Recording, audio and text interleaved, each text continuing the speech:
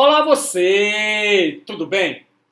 Para que você tenha um bom impulso nervoso, uma boa contração muscular, até mesmo transporte de gases respiratórios e muitas outras funções, você depende de uma boa quantidade de diversos sais minerais. Eu sou o professor Billy Paul, do canal de Ciências Biológicas e Autodesenvolvimento. E após a vinheta, continuando os nossos estudos de biologia molecular, faremos uma introdução sobre os sais minerais, especialmente para você. Vamos lá?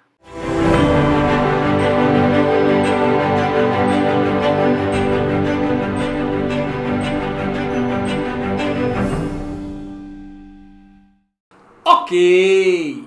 Esta aula de hoje é um bate-papo inicial a respeito de sais minerais, substâncias extremamente importantes para diversas funções orgânicas. Se inscreva no canal, ative as notificações, deixe seu like, dúvidas, faça os seus comentários, eu terei prazer em discutir e resolver suas dúvidas, beleza?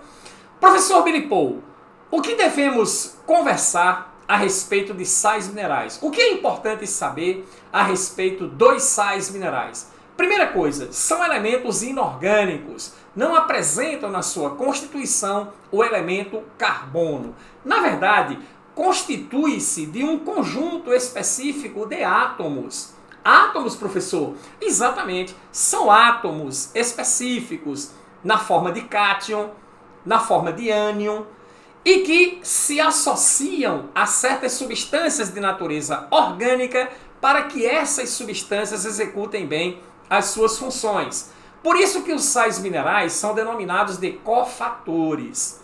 Os cofatores são muito importantes, por exemplo, para o funcionamento bom das enzimas. As enzimas precisam se associar a cofatores, precisam se associar a coenzimas. Professor, qual a diferença entre cofatores e coenzimas? Os cofatores são os sais minerais inorgânicos. As coenzimas são as vitaminas orgânicas, assunto que também estudaremos dentro desse nosso tema de biologia molecular. Beleza? Não sintetizados pelo organismo. O organismo não é capaz de sintetizar os sais minerais, sendo, portanto, dietéticos, ou seja, eles têm que estar contidos na alimentação. E não é comer muito ou comer uma coisa só.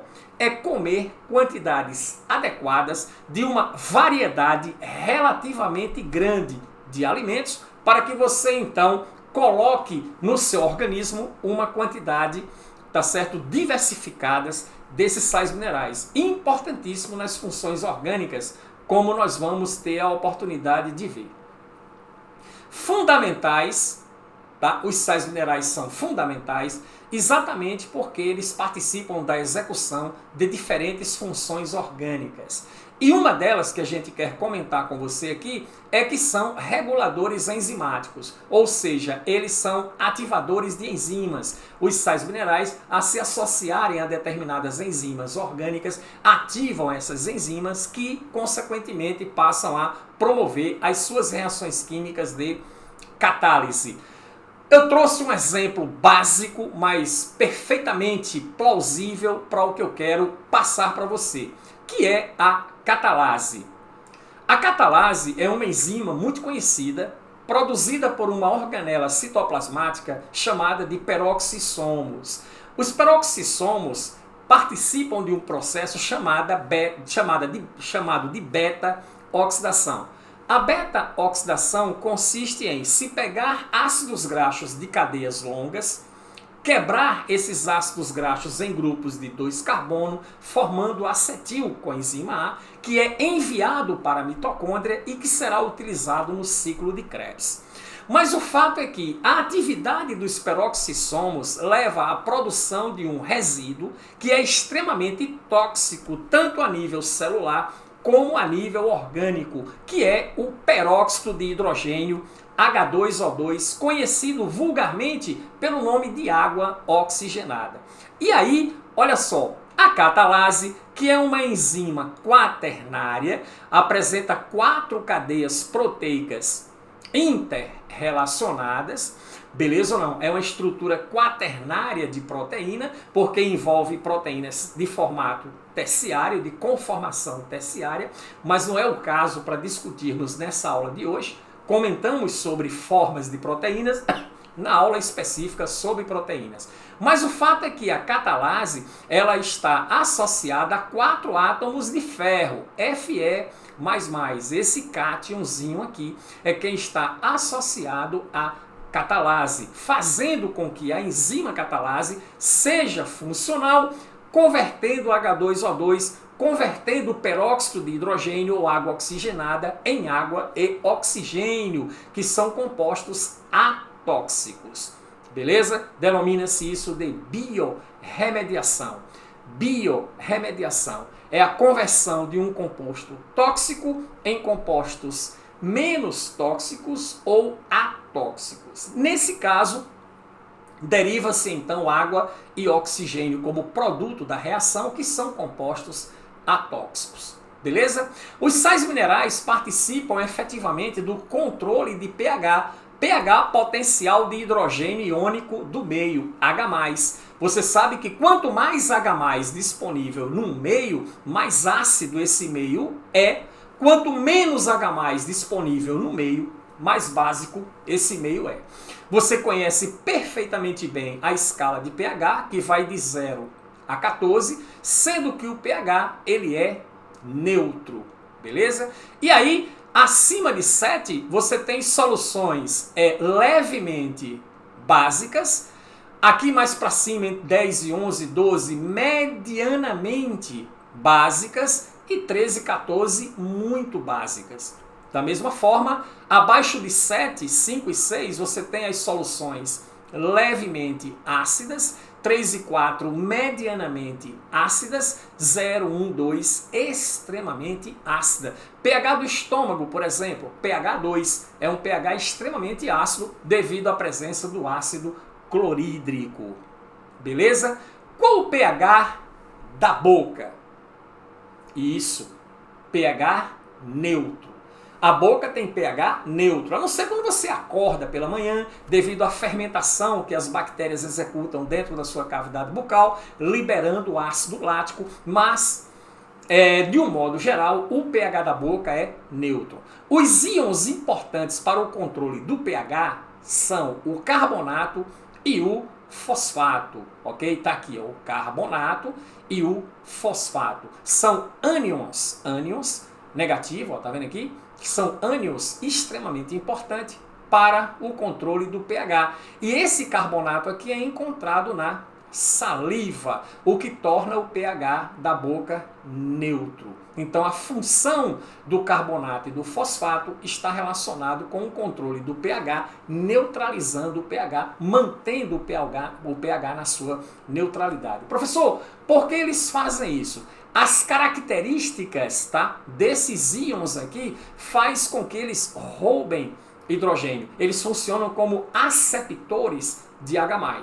E no que eles aceptam o H+, retiram o H+ livre do meio ambiente, então aumentando consequentemente o pH, fazendo com que esse pH saia do nível de acidez para o nível de neutralidade. Beleza? Outra coisa importante também é que os sais minerais participam do equilíbrio hídrico. Equilíbrio hídrico tem a ver com osmose, osmose tem a ver com solvente, mais especificamente a água, e você sabe perfeitamente bem que a água se movimenta através das membranas celulares do meio de menor concentração em soluto para o meio de maior concentração em soluto, ou seja, do meio hipotônico para o meio hipertônico. Então, olha só, o controle da água no organismo se deve, em especial, a 3 sais minerais muito específicos. O sódio, Na+, o potássio, K+, e também o cloro. Claro que nós vamos detalhar bem essas funções na parte 2 da aula de sais minerais.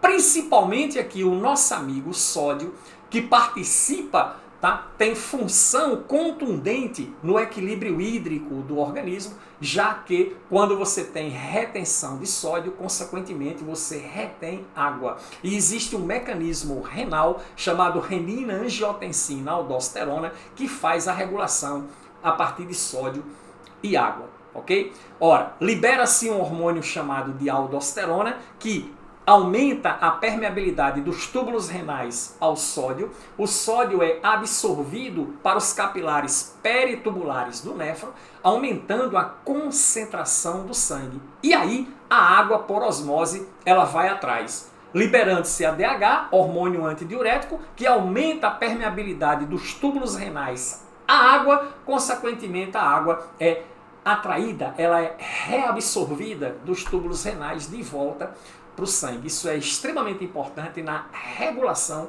da pressão arterial. Então, primeiro vem o sódio, atrás vem a água. A água sempre se movimenta do meio de menor concentração para o meio de maior concentração. Forma de apresentação dos sais minerais. Eles se apresentam na forma de cristais, que são os sais imobilizados, como é o caso do fosfato de cálcio e o carbonato de cálcio, que é encontrado em grande quantidade na estrutura óssea. E é o conjunto aí, especificamente, tá, de sais que compõem a resistência óssea. Grande quantidade existente na matriz dos ossos. Solúvel na forma de íons, como cátions e ânions, que participam do processo de metabolismo orgânico ou associados a moléculas orgânicas, como por exemplo o ferro da hemoglobina. A hemoglobina é a proteína responsável pelo transporte de gases no organismo, gases respiratórios, principalmente oxigênio, tá? É uma proteína também quaternária, tá certo ou não? E está associada ao cofator ferro, que é o grupo prostético M, como também é denominado. E o magnésio da clorofila, pigmento extremamente importante no processo de fotossíntese. Classificação quanto ao consumo. A necessidade de ingestão de sais minerais, ela é diária. Você tem que consumir alimentos com sais minerais diariamente. E aí você divide esses sais minerais em dois grupos importantes. Aquele cuja ingestão deve ser maior que 100 mg diariamente, que são os macrominerais. Como exemplo, podemos citar o sódio, o potássio e o cálcio. Precisamos de uma quantidade um pouco maior desses sais minerais para que a fisiologia orgânica ela funcione de maneira competente. E aqueles sais que são considerados microminerais, onde exige-se, requer apenas uma quantidade inferior a 100 mg por dia no seu consumo. Por exemplo, o ferro, o iodo e o flúor. Beleza? Importante, uma alimentação saudável é fundamental para garantir as quantidades adequadas de sais minerais. Tá certo? Muitos alimentos industrializados podem conter uma quantidade elevada de um determinado sal, o que pode também causar problemas à saúde. O excesso de sais minerais, tá certo? Por exemplo, comer muito batata ruflos, que é rico em sódio, pode provocar certos desequilíbrios de osmorregulação no organismo. Beleza? Essa foi apenas uma aula de natureza introdutória sobre sais minerais. Conversaremos em maiores detalhes sobre cada um dos sais, principalmente os sais que são mais importantes ao organismo. Beleza? É sempre um imenso prazer estar com você. Faça seu comentário, deixe seu like, deixe sua dúvida. Terei prazer em tirá-las e nos encontramos na próxima aula. Até lá!